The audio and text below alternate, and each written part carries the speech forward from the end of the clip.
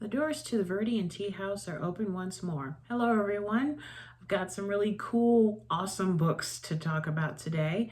But before I begin, I do want to give a special shout out to the Outpost Country Market for a wonderful Sunday. I truly had a blast.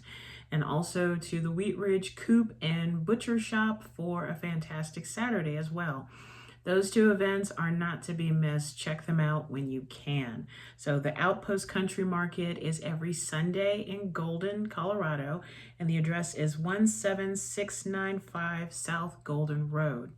The Wheat Ridge Farmers Market is every other Saturday, and that's at the Wheat Ridge Coop and Butcher Shop on, I think it's off of Depew Street. So yeah, definitely check out those two.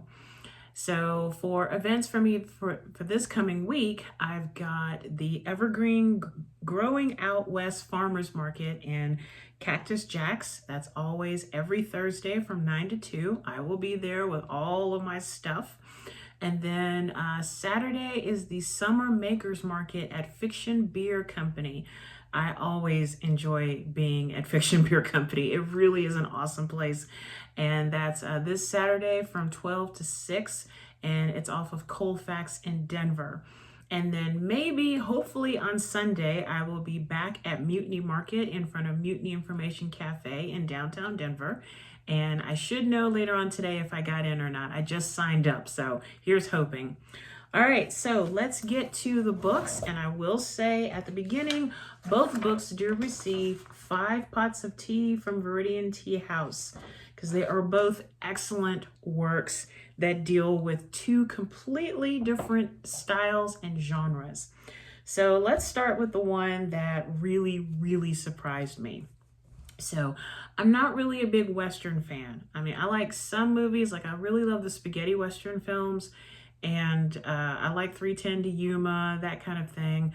But in terms of reading Westerns, I think I've read maybe 2 Westerns in my life. Both were published through my publisher, Pro Se Productions.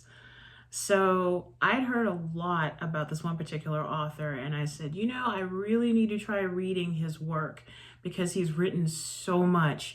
I didn't realize how much he'd written until I actually started doing the research. Who am I talking about? Mr. Louis L'Amour. And this is a collection of his short stories. This is called Off the Mangrove Coast.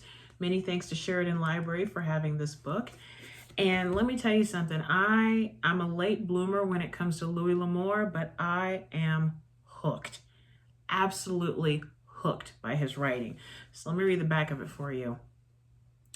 From the jungles of Borneo to the hidden canyons of the American West, from small town fight clubs to a Parisian cafe at the end of World War II, here are tales of betrayal and revenge, courage and cowardice, glory and greed as only Louis L'Amour can tell them. Here is L'Amour at his very best. A charismatic boxer itches to fight all comers, but his only shot at the championship is in beating the man who ruined his father. A beautiful movie star finds a dead man in her apartment and begs her ex-lover, a tough private detective, to clear her name.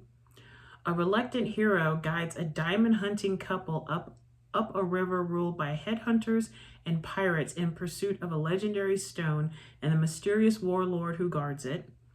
A young renegade sails the South China Sea with a trio of dangerous men in search of treasure, but when it's time to divide the prize, can he trust any of them?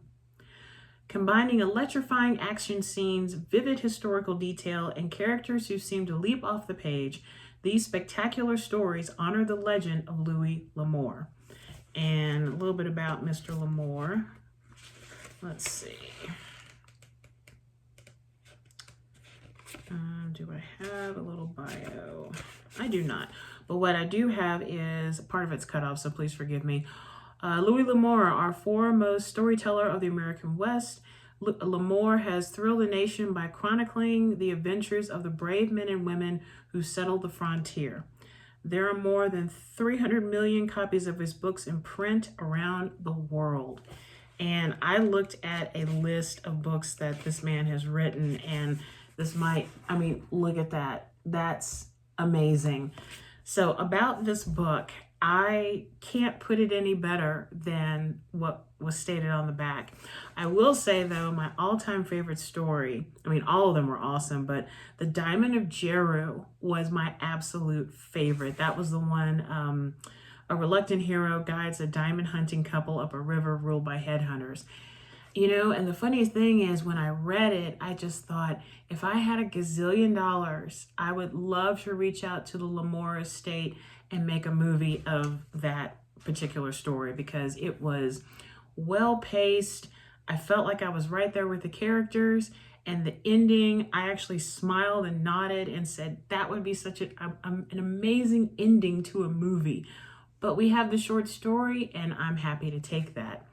Another one of my favorites, The Unexpected Corpse. So that's a beautiful movie star finds a dead man in her apartment and begs her ex-lover, a tough private eye, to clear her name. Again, I could see shot by shot of a movie. But even though we don't have movies of these short stories, the short stories are fantastic. Well written. You feel like you're right there with the characters. You got good guys, bad guys, some in-between guys, funny moments with Louis L'Amour, serious moments, some romance, but all of it unmistakably a classic work written by a genius, a master of his craft. And like I said, this does receive 5 pots of tea from Viridian Tea House. Like I said, I am a fan.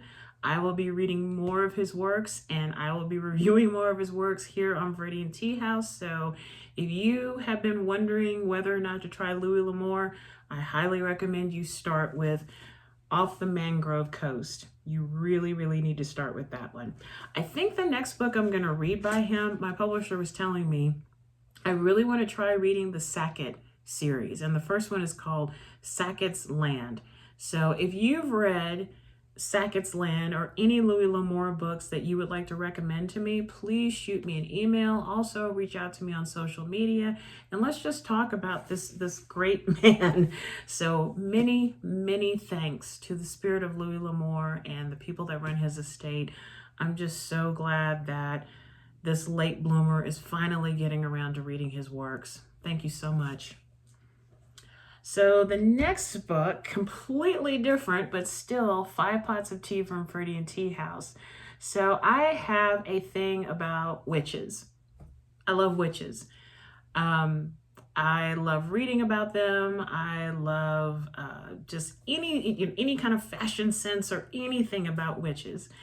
And actually, one of the events that I work at, the Magic Makers Market, many of them are witches. So it's really just kind of cool. But this particular book, I remember the one thought in my mind was, wow, she's real. These people are real, but this witch is real. And I found myself smiling a lot. And this is by Rachel Harrison, Cackle. So let me read the desk jacket for you. From the author of The Return, a darkly funny, frightening novel about a young woman meeting a witch who might be too good to be true. All her life, Annie has played it nice and safe. After being unceremoniously dumped by her longtime boyfriend, Annie seeks a fresh start. She accepts a new teaching position and moves from Manhattan to a small village upstate. She's stunned by how perfect and picturesque the town is. The people are all friendly and warm. Her new apart is dreamy, too, aside from the oddly persistent spider infestation. Then Annie meets Sophie, beautiful, charming, magnetic Sophie, who takes a special interest in Annie and wants to be her friend. More importantly, she wants Annie to stop apologizing and start living for herself. That's how she lives. Annie can't help but gravitate toward the self-possessed Sophie and starts to spend more and more time with her, despite the fact that the rest of the town folks seem a little afraid of her. And okay, there are some things. Sophie's appearance is uncanny and ageless, her mansion in the middle of the woods feels a little unearthly, and she does seem to wield a certain power. But she couldn't be. Could she? And about the author, Rachel Harrison is the author of The Return. nominated for a Bram Stoker Award for Superior Achievement in a First Novel. Her short fiction has appeared in Guernica and Electric Literature's recommended reading. She lives in Western New York with her husband and their cat/overlord. But yes, this was a deliciously gothic, funny gothic tale about a young woman who basically her entire world revolved around her boyfriend. And when the boyfriend pulled out the carpet from underneath her, she felt like she was nothing. She had nothing. But until Annie met Sophie, Sophie was a very confident woman, a woman that's out of sorts with the modern world and yet is very much a part of it at the same time. But the biggest thing was that Sophie, like I said in the dust jacket, Sophie teaches Annie how to live for yourself, to surrender and just give in to your true power, to your true natural state.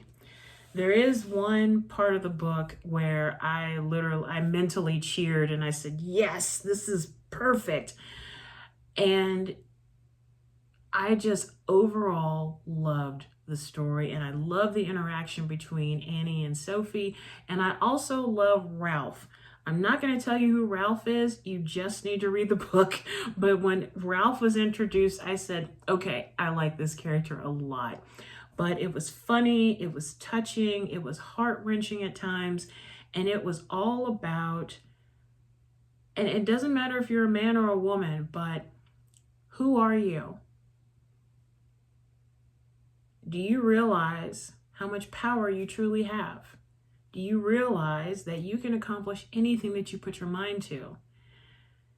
If you spend more time making others look good instead of yourself, where does that leave you? This is more than just a witch in a small village in upstate New York. Way more. And I found myself kind of upset that the book had to end, but it ended on a beautiful note. And this does receive 5 pots of tea, as I said before, but yes, Rachel Harrison's Cackle is one of my favorites now. And like I said before, I really think Sophie is real. I really, really do. She was so human, even with all of her powers and the way that she lived and the way that she interacted with not only the other people in the village, but also just the world around her. I loved Sophie. I loved Annie when she finally got it together. And like I said too, I love Ralph. But excellent writing, great pacing, funny moments, just all around an excellent, excellent book. So once again, Louis L'Amour's Off the Mangrove Coast, thumbs up, 5 pots of tea. And Rachel Harrison's Cackle, again, an amazing story about witches, also 5 pots of tea. So please check them out. And many thanks to Arapahoe Library for having these 2 titles. So getting to the tea portion, not really a review, but just talking about one of my blends. So this is Jackie's Special Tea Blend. And as you can see on the label, that is the first book in my murder mystery trilogy involving Jackie Verona. If you've heard me talk about this before, so the murder mystery trilogy is set during the Beat generation. So Jack Kerouac and On the Road and Allen Ginsberg and all that kind of stuff. Lots of jazz and stuff. I listened to a lot of jazz when I wrote these 3 books. So the first book is Jackie Verona and the Murder of Gypsies.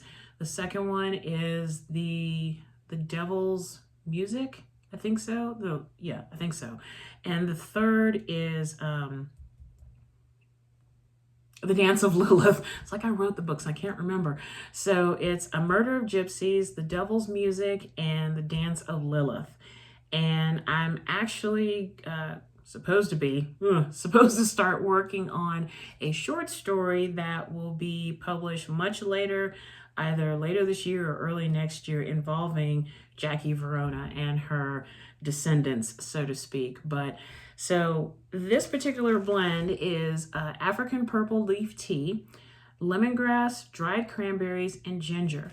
So of course I love tea, and I wanted Jackie to be a staunch tea drinker.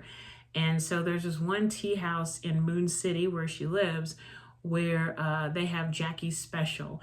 And I thought, well, what would that blend even taste like? And so I came up with Jackie's Special, and this is what she supposedly has in the books, because I wanted it a little bit spicy and a little bit sweet, and it's all good and just like Jackie. I do have bags of this tea, both in sampler and in regular, on my website, viridianteacompany.com. Now, about purple tea, if you're new to that, purple tea has less caffeine than a green tea, but a lot more antioxidants, hence the dark purplish color. And when you steep it, it kind of has like a purplish ring in the actual tea. So from me to you and a lot of jazz, Jackie's Special.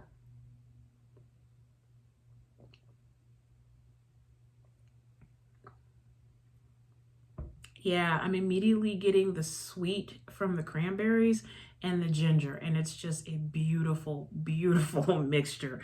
So once again, Jackie's Special Tea Blend, inspired by my murder mystery series, you can purchase on viridianteacompany.com. So that leads me to the breathing meditation with our tea and water. So make sure that you have a glass of water or a cup of your favorite tea. Find yourself in a comfortable position in a quiet room where you will not be disturbed.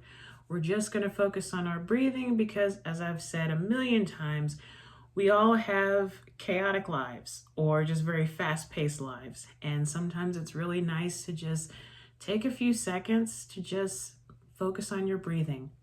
If you find yourself getting caught up in thoughts, it's normal. Just pause the thought, mentally tell yourself thinking, and just allow the thought to go on and return to the breath. The more you do it, the more your mind will be, conditioned to return to your breathing. So if you're ready, let's do this.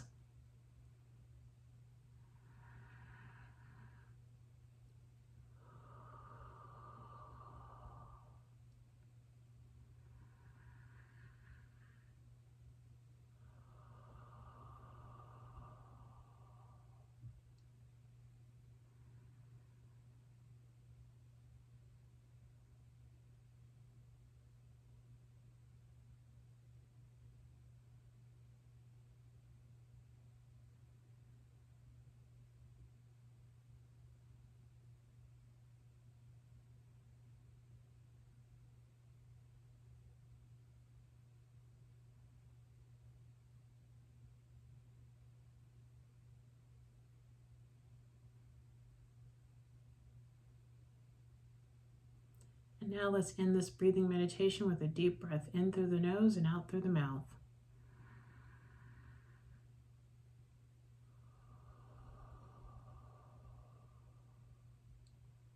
Slowly open your eyes or allow your eyes to come back into focus. And now let's have a sip of your water or tea.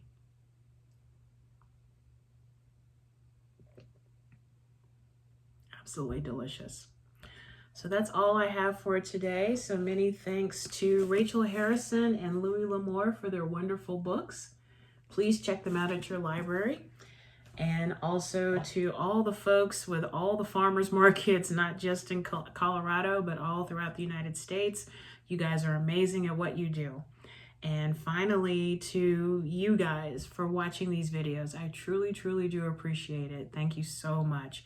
And if you like what you see, please give it a thumbs up and make any comments. And as I've always said too, if you make your own tea, if you're an artist, if you're a writer, a photographer, or what have you, and you'd like to be featured on Viridian Tea House, please shoot me a message and I'd love to connect with you.